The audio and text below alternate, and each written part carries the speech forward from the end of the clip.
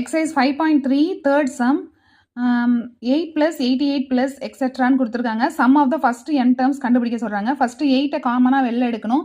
So 1 + 11 + எக்ஸெட்ரான்னு கிடைக்கிது. Multiply and divide by 9 பண்ணுறோம். So நியூமரேட்டரில் இருக்க 9 உள்ளே கொண்டு போய் மல்டிப்ளை பண்ணுறோம். ஸோ 9 + 99 + எக்ஸெட்ரான்னு கிடைக்கிது. 9 வந்து 10 - 1, இங்கே 99 100 - 1. இப்போ ரெண்டாக பிரிக்கிறோம்.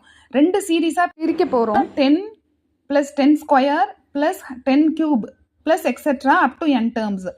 இங்கே செகண்டாக இருக்குது இல்லையா, 10 - 1. இந்த -1 வந்து தனியாக கொண்டு வரும்போது, சீரீஸாக கொண்டு வரும்போது முன்னாடி மைனஸ் இருக்குது. எல்லாத்துலேயுமே காமனாக மைனஸ் இருக்குது. ஸோ மைனஸை காமனாக எடுத்துகிட்டு 1 + 1 + etcetera up to n terms.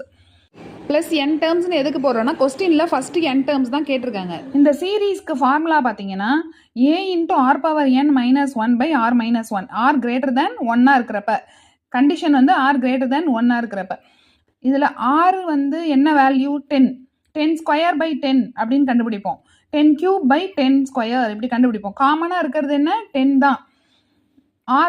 r வந்து 10, a வந்து 10. ஃபர்ஸ்ட் நம்பர் என்ன, 10 ஃபஸ்ட்டு.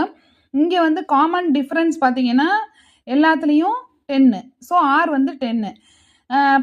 பவரில் n மட்டும்தான் இருக்குது, பக்கத்தில் -1. டினாமினேட்டரில் 10 - 1 9 ஆகிடுமா.